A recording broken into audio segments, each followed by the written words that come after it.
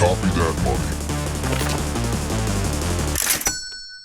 프라이버시 코인이 뜬다. 2025년을 놓고 봤을 때 지금 논쟁적인 내용 중 하나가 과연 2025년이 알트들에게 좋지 않은 해였는가? 보편적으로 말한다면은 이거는 맞습니다만 꼭 그렇지도 않다고 얘기하는 사람들의 주장을 들어보면은 일부 섹터들은 분명히 선방을 했다 이렇게 얘기를 하거든요. 대표적으로 이제 거래소 메타가 있었죠. 우리가 뭐 섹스 코인 해가지고 이제 BNB라든지 바이빗의 멘틀이라든지 이런 것도 크게 올랐고, 그 다음에 하이퍼 리퀴드, 아스터 같은 덱스 거래소들도 큰 폭으로 올랐었고요. 그 다음에 하나 얘기가 나오는 게 이제 프라이버시 코인입니다. 오늘 소개해드릴 대표적으로 이제 G캐시가 있습니다. 작성 시점 12월 22일 기준으로 1년을 기준으로 봤을 때 740%의 상승을 보여줬다. 이런 숫자 자체가 저는 제가 봤을 땐 경이로운 숫자입니다. 그러고 심지어 지금도 오르고 있습니다. 그러면은 요 G캐시가 뭘까 과연? 아마 혹시 이름 들어보신 분들은 계실 수 있겠습니다. 이게 왜냐면은 과거 국내 거래소에 있었다가 지금은 상폐된 그런 코인이기 때문인데요. 상황이 어떻게 돌아가고 있는지 한번 살펴보도록 하겠습니다.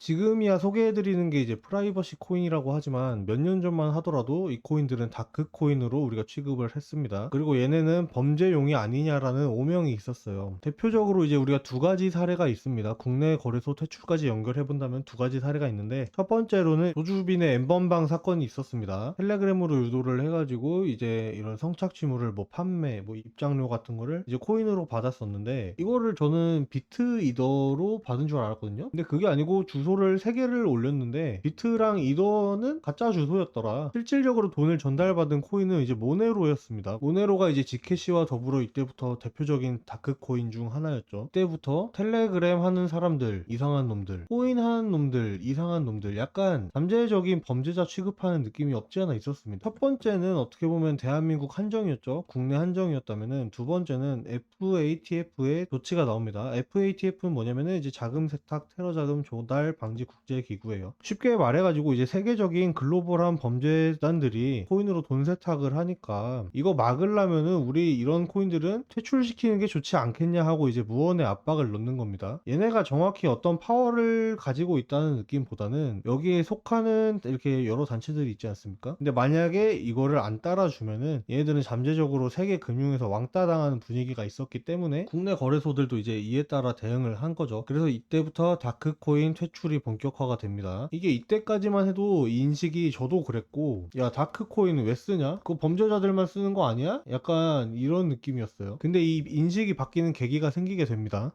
이게 지금 각광받는 이유는 금융 프라이버시의 필요성이 대두되기 때문입니다. 블록체인, 그러니까 우리 코인의 가장 큰 장점은 뭐였냐면 투명화였어요. 투명한 거래, 예를 들어가지고 어떤 사람이 나의 지갑 주소와 트랜잭션만 알고 있더라도 이 사람이 언제 어디서 돈을 어떻게 보냈는지 이런 금융 이력이 투명하게 공개가 됩니다. 그쵸? 근데 이게 항상 좋은 것은 아니다. 마이클 세일러가 뭐라고 얘기했냐면은, 우리 온체인상 실제로 보유하고 있는 거에 대해서는 공개를 절대로 하지 않겠다라고 얘기를 합니다. 기관 입장에서는 자기네들 지갑 주소 자체가 공개되는 게 까다롭습니다. 왜냐면은 이미 이걸 공개하는 것만으로 해킹 타겟이 되고 피싱을 당할 우려가 있기 때문입니다. 실제로 세일러도 뭐라고 얘기를 하냐면은, 야 해킹 이슈도 있고 하니까 이런 건 좀 딥하게 말하기 그렇다 이렇게 얘기를 합니다. 이 인터뷰에서. 자, 두 번째 예를 들어서 또 뭐가 있을까? 전량 노출 같은 게 있죠. 포지션 사이징이나 평단가 등. 결국에 여러분 시장을 보면은 돈을 잡아먹는 구조입니다. 큰 돈으로 작은 돈을 잡아먹는 구조인 경우가 많거든요. 기관들 입장에서 이런 지갑이라든지 온체인 데이터가 공개된다는 것은 이제 전광판에다가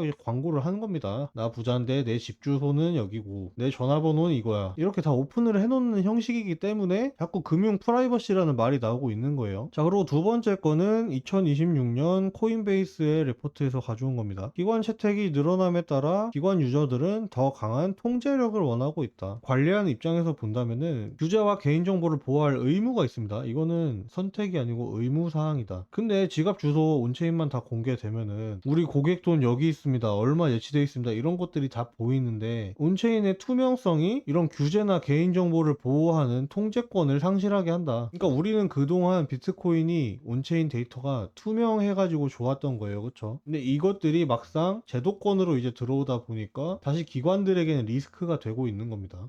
자, 그럼 관련된 코인은 어떤 게 있을까? 수혜받을 수 있는 애들은 정해져 있다고 생각합니다. 그 이유는 이 코인들의 설계 형식과 규제 친화성이 좀 제각각이기 때문입니다. 일단 종류 자체는 보면은 뭐 모네로 있고 아시는 거, 지캐시 있고, 대시 있고, 호라이즌 있고, 한 여기까지가 좀 대표적인 것 같습니다. 여기서 다시 세 개를 추려가지고 한번 비교를 해볼 건데, 기본적으로는 모네로와 지캐시가 양극단에 있다고 보시면 됩니다. 둘 다 프라이버시 코인이지만 꽉 끝에 있다. 그리고 여기서 중요하게 보셔야 될 항목은 이 규제 친화성이라는 놈입니다. 이 규제 친화성에 따라 가지고 다크 코인이 되던지 프라이버시 코인이 되던지 이렇게 갈린다는 거예요. 이 부분이 헷갈리실 것 같아서 조금 부연 설명을 붙여보자면은, 기관이 원하는 것은 완전 익명성이 아닙니다. 그러니까 요런 거죠. 나 필요하면 조사 받고 감사도 받을게. 근데 이거 이럴 때만 주소를 오픈하면 되는 거지, 내가 그냥 일반인들에게 평소에도 내 모든 보유 내용을 공개하고 싶진 않아 라고 얘기하는 게 기관입니다. 이걸 기준으로 해서 모네로와 지캐시를 비교해보자면은, 모네로는 기본빵으로 익명입니다. 얘는 뭐냐면은 까놓고 말해서 쌍마이웨이입니다. 기관이 뭐 이렇게 부분적인 프라이버시를 원한다고? 아, 그럼 우리도 부분적으로 허용을 해줘야겠다 이게 아니고, 저가 우리는 그냥 무조건 그냥 범죄용이야. 그냥 전 이런 느낌 같아요. 우리는 범죄를 위해 태어난 코인이다. 저는 모네로는 좀 이런 느낌 같다면은, 지캐시 자체는 설계 자체가 다릅니다. 선택적 프라이버시라는 게 있어요. 뭐냐면은 기본적으로는 익명이 돼. 이것을 온 오프 할 수 있는 버튼이 만들어져 있다. 기관 입장에서 보면은 우리 감사 받을 때 익명 버튼 오프, 근데 우리 평소에 노출될 때 익명 버튼 온, 이런 식으로 활용을 할 수가 있다는 거예요. 뭐 중간 성격을 가진 뭐 대시 같은 것도 있는데, 시장에서 살아남는 애들은 이런 애매한 애들이 아니고 차라리 지캐시와 그 양극단에 있는 모네로가 살아남을 확률이 높다. 요새 나온 걸로는 그 이름을 잘 모르겠는데 레일이라는 코인도 약간 지캐시와 비슷한 맥락인 것 같고요. 그래가지고 제크가 아니지. 이걸 저는 코인을 알트에 그렇게 큰 관심이 없다 보니까 이름을 잘 몰라요. 이게 티커 나는데 제크하면 저 이거 그냥 과자인 줄 알았어요. 근데 나중에 알고 보니까 이거 지캐시구나. 뭐 아무튼 딴소리였는데, 아무튼 이게 지캐시 차트를 분석을 하려고 이제 주봉 단위에서 켜봤습니다. 차트 자체는 굉장히 오래됐죠. 결국에 2017년인가? 16년인가 뭐 이때쯤 상장된 것 같은데, 데이터는 꽤나 긴 편입니다. 코인에서 이 정도면은. 근데 솔직히 딱 보자마자 들었던 생각, 이거 굿인데 못 사겠다. 25년 한 해에 이만큼 올랐는데 이게 여기서 더 간다 한들 고점에서의 매수, 가는 놈이 더 간다라는 말은 또 맞지만 틀린 말입니다. 어떻게 보면은 기본적으로 그렇기 때문에 저는 이런 자리에 올라와 있을 때 이걸 과연 매수 받을 수 있을까 거부감이 들었어요. 그럼에도 불구하고 차트는 좋다고 분석을 드렸다. 요약을 하자면은, 일단 최소 여기까지는 기다려야지 그래도 후회 없는 매수가 될 것 같다라고 생각은 했지만, 이 자리는 안 올 확률이 높다고 분석을 드렸고, 이게 중요하죠. 심지어 단기적으로는 아직 상승이 끝나지 않았다는 신호가 있다. 그러니까 매수하려면은 원하는 구간에서 매수할 게 아니고 조금 더 전투적인 접근이 필요할 수 있다. 지금 단에서 결론적으로 풀베팅 갈기기에는 조금 애매한 자리입니다. 기다립시다. 이렇게 분석을 내고 바로 다음 날이었습니다. 다음 날에 그냥 바로 16% 올라 버리더라. 지금 큰 자리는 얘기를 할 수가 없어요. 일단 적어도 한번 여기까지는 꺾이고 올라가든 내려가든 이거에 대해서 생각을 해야지, 여기서 뭐 계속 신고가 영역을 기대하고 매수하기에는 조금 진짜 야수의 심장이 아니면 이런 매수는 조금 어렵죠. 그래서 좀 기다려 볼 생각이고, 차트 분석은 좀 허무하지만 진짜로 드릴 수 있는 말씀이 여기밖에 없습니다. 이 구간 최소, 그리고 만약에 여기 밑으로 꺾인다면은 그냥 프라이버시 메타가 끝났구나 라고도 생각을 할 수 있기 때문에 조심해야 된다. 오늘 어떻게 하다 보니까 캐시 분석 특집이 된 것 같아요. 프라이버시 코인이 뭐 또 여러 가지가 있고 새로 나오는 것들도 있겠지만, 아까 제가 말씀드린 규제 친화적인 요소가 들어있는지를 참고해서 매수하실 것을 권장드리겠습니다. 비트코인 심층 분석은 텔레그램이랑 팬딩을 통해 가지고 공유 드리도록 하겠습니다. 네, 오늘도 시청해주셔서 감사합니다.